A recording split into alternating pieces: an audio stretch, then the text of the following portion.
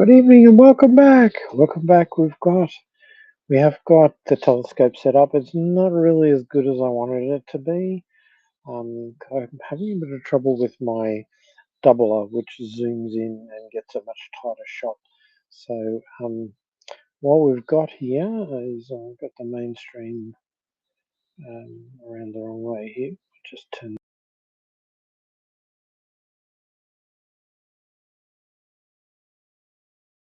We're having a look at Saturn, which is we've got it lined up, but as I said before, Saturn is pretty much around the wrong side of the solar system. So the arc seconds per pixel is pretty small. So it's pretty far away. And my doubler, and one of the hardest things to do with the DSLR is get the the doubler set up so that you can get a lot tighter on the image, but it's very hard to focus when you do that. So anyway, we do have Saturn, and it is there. Now, one of the interesting things you'll notice here, is that rings tilt at different, as the Saturn goes around the Sun with respect to Earth, the rings tilt on various angles. And what you can see there tonight is that even recently, a couple of months back, maybe 6 months ago, the rings were so edge on you couldn't hardly see them, but you can actually see them. Now, I haven't quite got my polar alignment, my two-star align set up correctly, so I'm having to sort of manually guide it here, which is a bit of fun for me. But now, what you can see there is Saturn with the rings edge on. So in the actual eyepiece, you can actually see. Oh, did you see that? There's a satellite just went right through. That was amazing. That's something I didn't expect to see. Yeah, so that was good. I wonder what that was. It's about 10 o'clock here, so there are satellites in the sort of shadow zone a little bit. It's a little bit hazy tonight, so it's not very good. Now, a couple of things you'll notice here. There's a couple of hot pixels here on the camera. So this one here and this one here, the red one and this one there, they're hot pixels, and you can tell that because they're just little, very low. They're not necessarily damaged. Every camera chip has hot pixels, and this one particularly here is reading the red channel a bit higher than the green and the blue, and this one up here. But what you can actually see, which I struggling a bit to see it because my screen's a bit dirty. But I'll just put Saturn up here so I can just track it across. So the telescope is kind of, normally what you do is a two-star align, and it was a bit hazy and cloudy, and I couldn't find two really bright stars to line up on. But you can see the image is actually improving a little bit there. Now, normally the rings are wider across. The reason why they're looking a bit stumpy and short there is because the rings are actually edge on, and the really fainter parts of the outer rings there you can't actually see. You're just seeing the main part that's close to the planet. But if you do have a look down here, you'll see there is a very faint star. See where my pointer is there? It's moving. That is actually the moon Titan. So Saturn's largest moon. You can just pick it up here. Sort of the atmosphere's fuzzing it a little bit. So you can see here, this is Titan. Right where my pointer is there, that's Titan. Titan's really interesting. It's full of methane lakes and rivers and all sorts of things. And when the Hyuns probe descended through the misty fog of Titan and landed on the surface, it sent back some of the most amazing images. I think caught a lot of people by surprise. From my untrained eye, I thought I could see some billabongs, even like how the Murray River flows and then cuts off, and there's that little billabong around the around a former floodplain. there looked to be features like that. There were methane rivers on Titan. So Titan is an absolutely fascinating moon of Saturn. It's Saturn's biggest moon, and there has been a mission go there and brought back some amazing images and landed on the surface. There's thoughts of how you've all heard of rovers on Mars and of course more recently the helicopter on Mars. Well, there's talk about sending a little kind of what might be described as a boat to maybe float around on the rivers of methane on Titan. So I'm not sure. That's a whole different type of mission compared to the rovers we've had on the Moon and Mars, and the helicopter that was up on Mars just not that long ago. I think the helicopter's finished its mission now, but so you can actually see if you look very carefully here. Oops, shame I can't zoom in a bit tighter here. I don't know if I can zoom in. Okay, if I can zoom in on the camera. So I'm still learning how to do all this live streaming from a telescope that is aligned, and you see Titan just here. It's very faint, this one here, moving down the screen, and you'll see it's kind of like fading in and out a little bit. Yeah, you can see it there now. Now, part of the reason why that is the atmosphere is quite often a little bit variable. So when you're using a telescope and you're looking at things quite tightly, you'll see a bit of a shimmer or a flicker based on the atmospheric disturbance. And I'm not sure how still the atmosphere is tonight, but haven't looked that up and checked it. But here we've got yeah, again. So just for instance, just joined. We've got one person watching. Oh, that's me. So streaming out. Here we've got a little red dot and this little dot there. They're hot pixels on the camera, but you can see Titan just move. Not that one.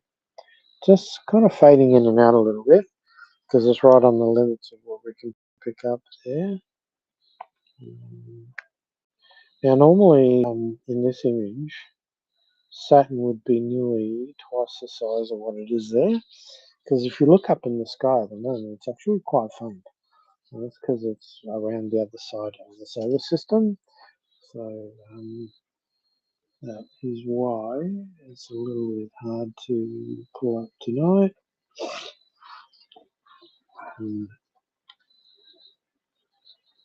And as I said, the rings are a bit edge on, so you can pick up some of the yellowish colour there. Saturn's really interesting because on its north and south pole, it's got this big hexagon.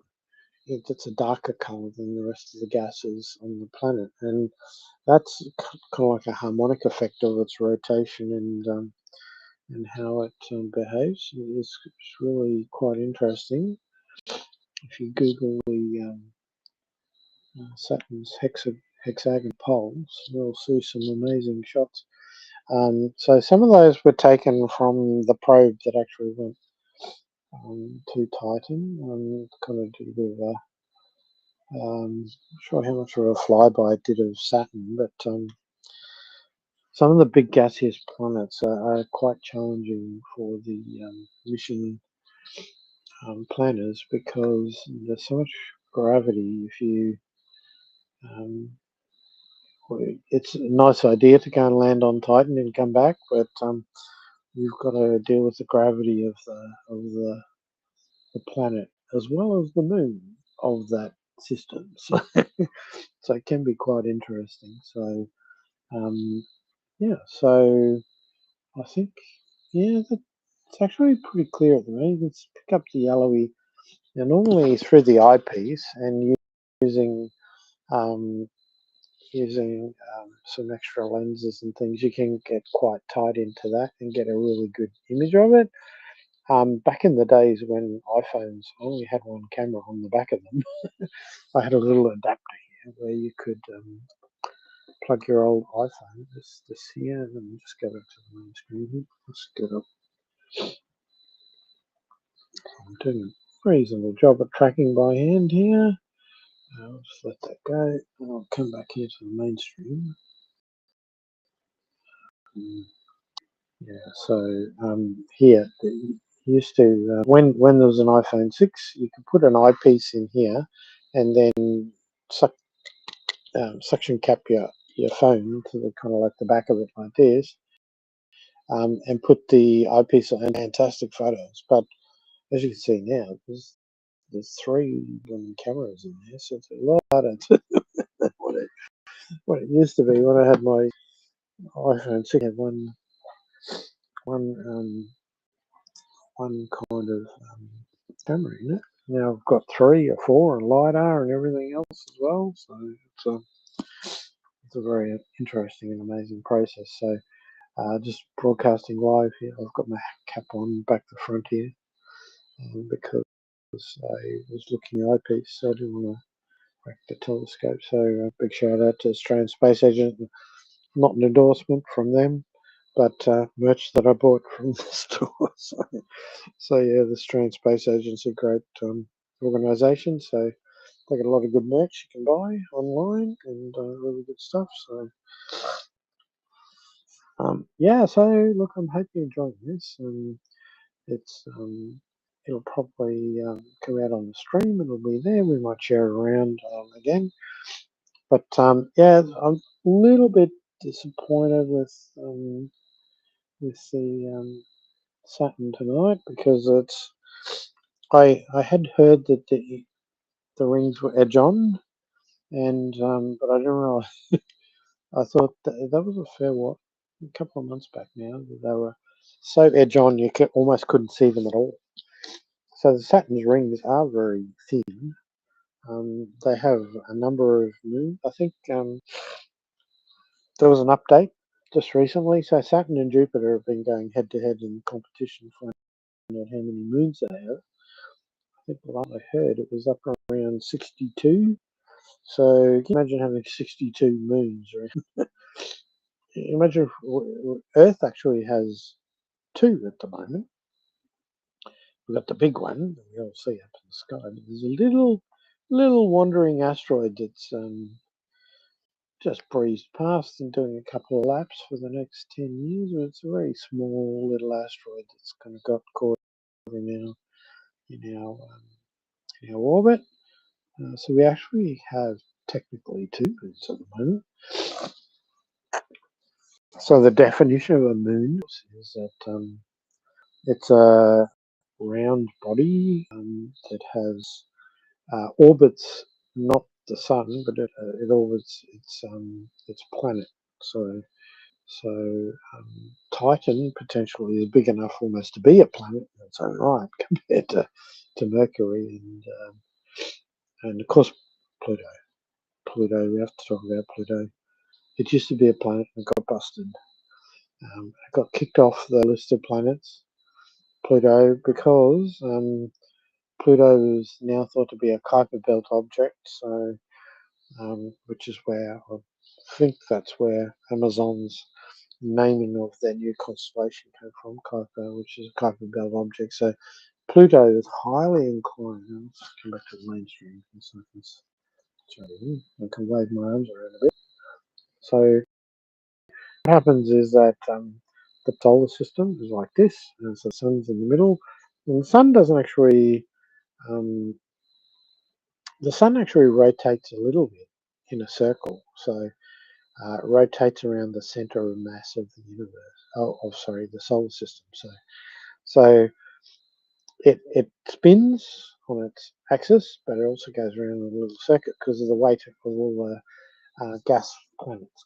So even though they're not as big as the sun, they slightly drag it off. So the center of mass of the solar system is what the sun rotates around, right? So then there's the plane of the solar system. And according to the science, to be a planet, you have to have cleared your own orbit and be on the plane of the solar system. and you have to be orbiting the sun. So Pluto is highly inclined. It's got an elliptical orbit, so sometimes it comes inside the orbit of Uranus, and other times it's outside the orbit of Uranus. So that happens over, I think, about 70 or 80 year time frame. So it's actually highly inclined, and so in the science, it's the way they've defined this now is that you have to have cleared your own orbit. So in the early formation of the solar system, um, our solar system is very unique, where every planet's about twice the distance to the one before. And in theory, is you go round and around the sun, you vacuum up all the debris in your orbit, and you clear your orbit out to where you now sit. Right, so Pluto is kind of like more of an interloper who hasn't cleared its own orbit, and it's highly inclined. It's very elliptical. It's not perfectly round. So in theory, but you'd think something that's round and going around the sun and has a number of moons would actually be, I think it's got 5 moons now, Pluto. There was usually we only understood there were 2, but I think there's a couple more been discovered. So Pluto is no longer a planet. So the ironic part about it was that when the was it the probe that went out to Pluto to have a good look at it, flew past it. It was the New Horizons mission, yeah, that went out there. And when it flew past it, there was almost a big heart-shaped thing, and almost like the dog Pluto from Disney in the shape of the moon. It was quite incredible. I think everyone was a bit aghast about that. Well, we probably lost our Saturn.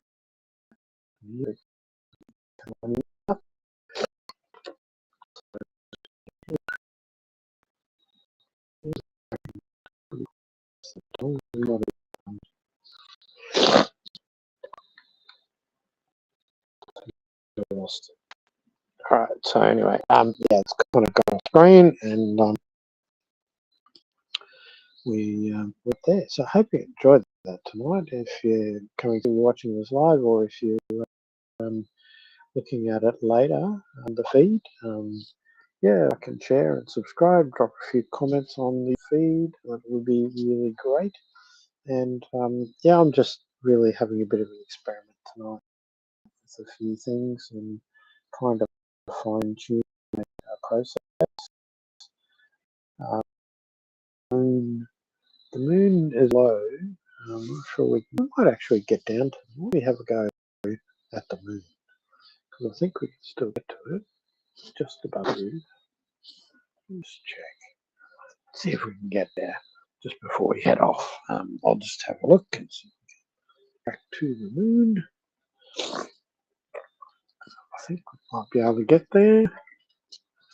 Yeah, it's kind of hiding behind the clothesline. So, I think we should be able to get there.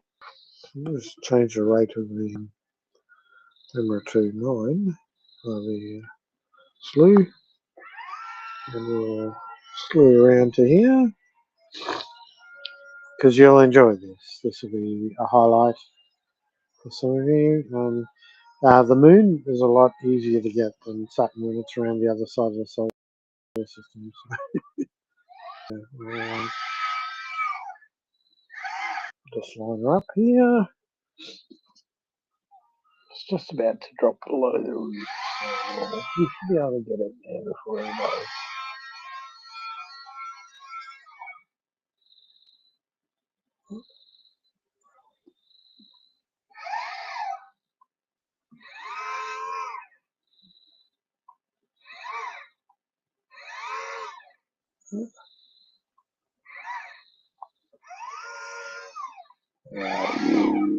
Alrighty. So just adjusting the telescope here.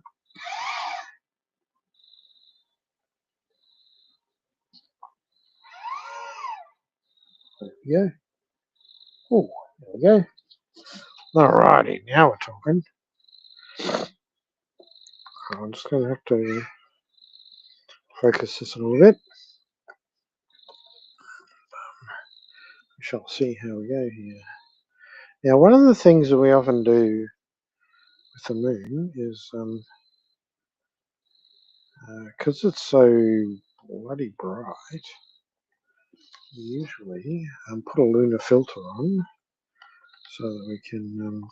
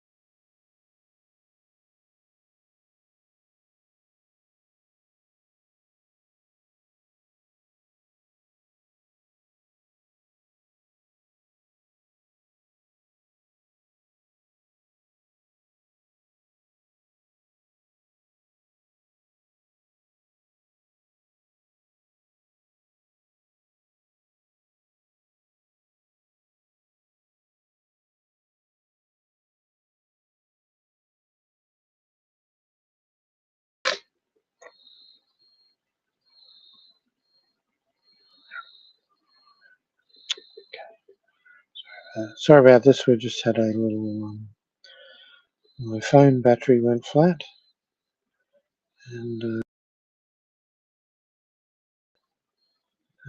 we go. Now I'm going to just get this sorted here.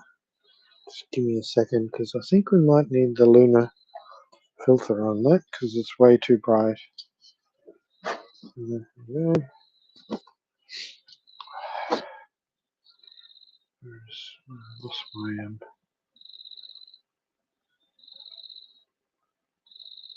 you can see the dark side of the moon, the shadows over there. We've got some good craters. Let's see. Good. Yep. So just bear with me. Oop. Need to go right to just get this.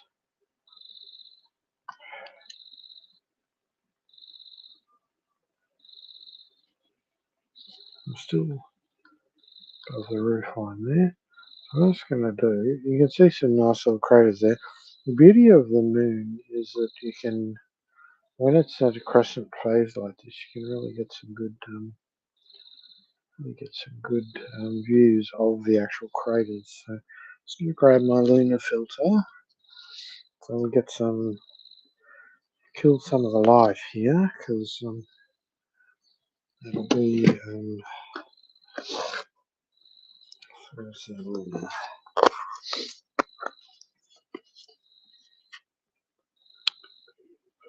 Where's my moon filter?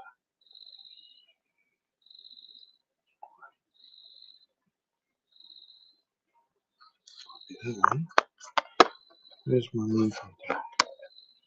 Stone analyzer.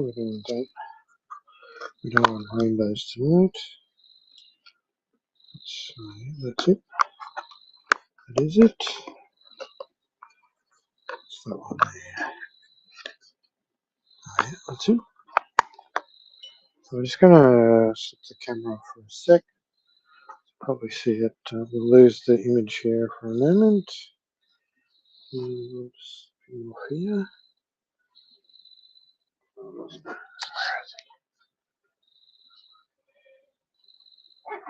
Yeah, just screw the lunar filter in, and you'll see that this is much better.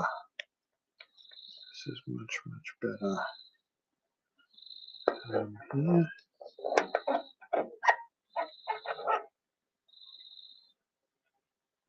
Let's tighten that up again. Alrighty, there we go.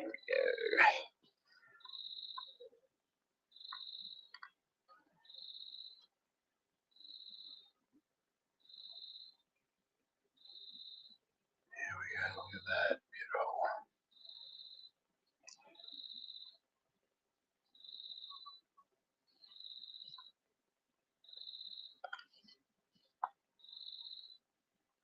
Get the, so there's some lovely craters there, you can see. Okay, that's pretty good focus now. Oh, that's better. Okay. Focus does drift a little bit sometimes with the weight of the camera. So I can tighten up a few buttons there. Alrighty, let's go. Oop, I'm not standing in front of it. Alrighty, go. So we got a lovely. So Saturn was a little bit disappointing tonight, but we've got a nice little shot of the moon there. That is looking very nice. So that's, don't put my head in front of it. Where's the focus button gone?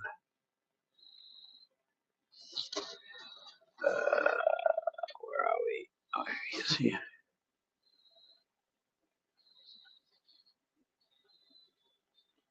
I'm gonna do that one.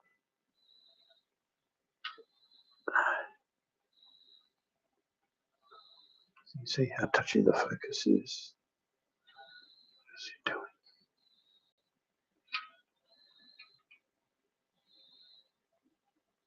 What are you doing? The camera weight is making it slip.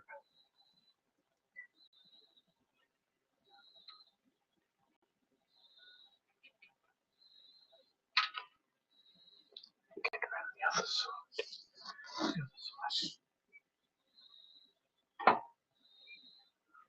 I'm gonna have to do it manually.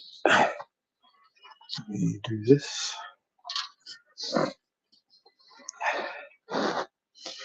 Up here. On the actual camera, I think it's slipping.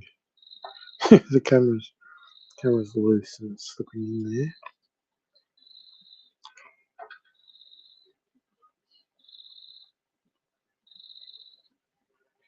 Need to come out a bit.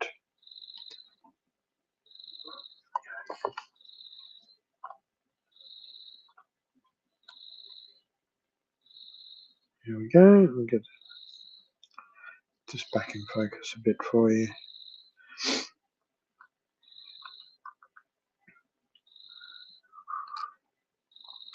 A bit out of focus still.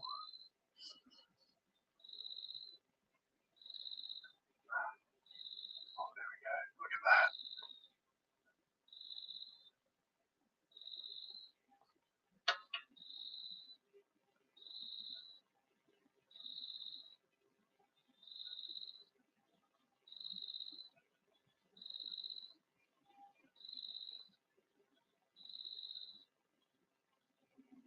Just tighten that up a little.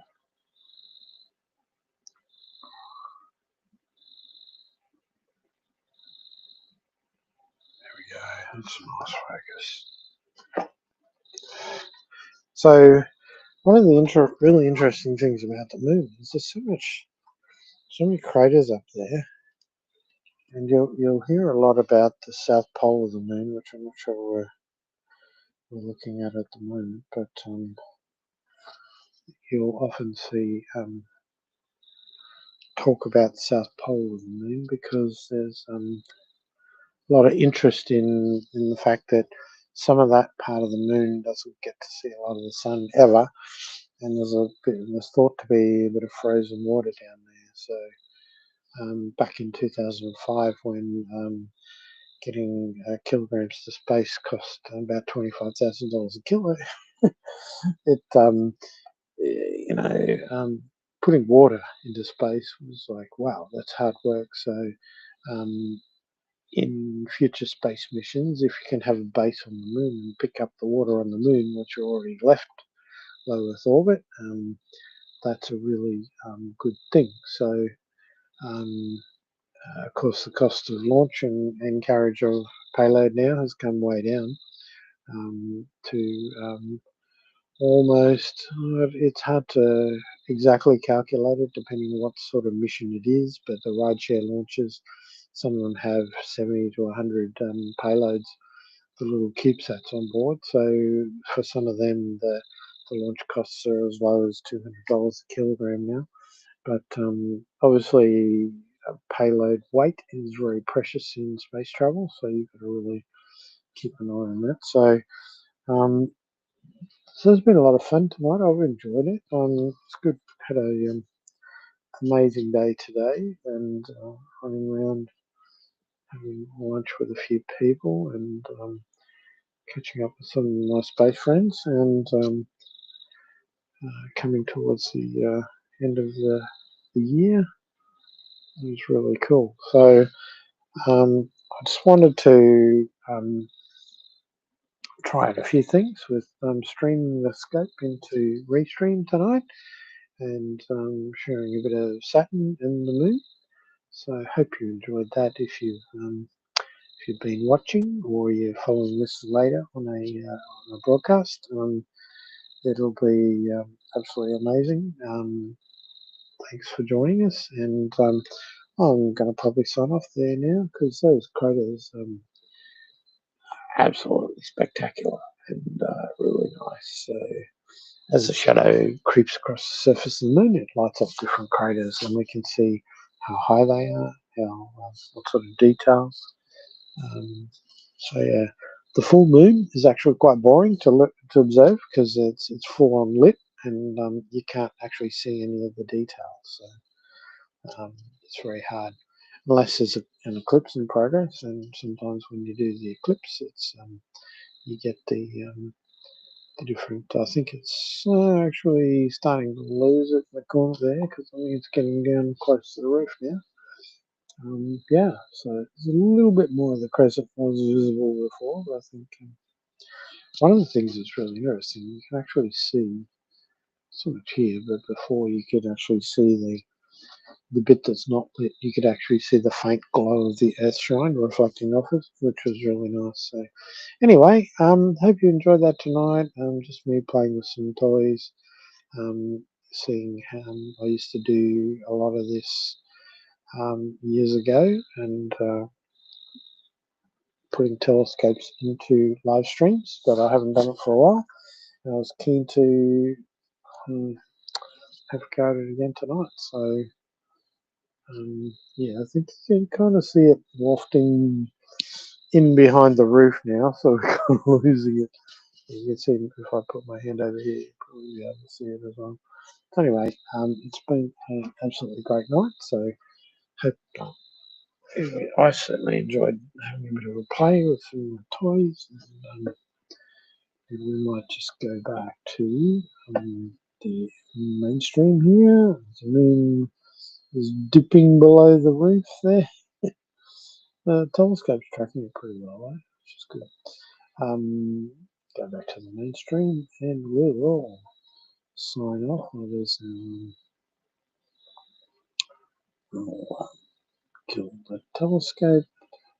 Come back. So yeah, on QR5 here we cover cybersecurity, tabletop experiences, games, gamified cyber, all kind of things, and share my thoughts with well on the state of cyber and space. So feel free to join us here. The universe is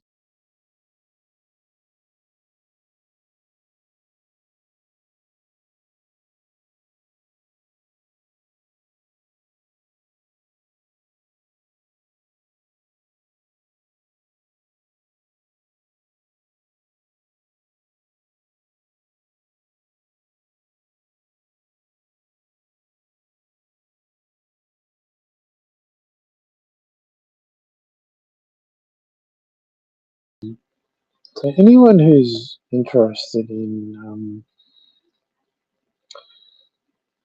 actually, doing some live streams. Restream's really good. I could potentially executive produce your live stream for you and sit in the background here and turn off my camera, and you could do all the talking, and that would be a lot of fun. So, but anyway, quite often you'll see our other little moniker here, which is the QR5. So I love this background; it's really nice.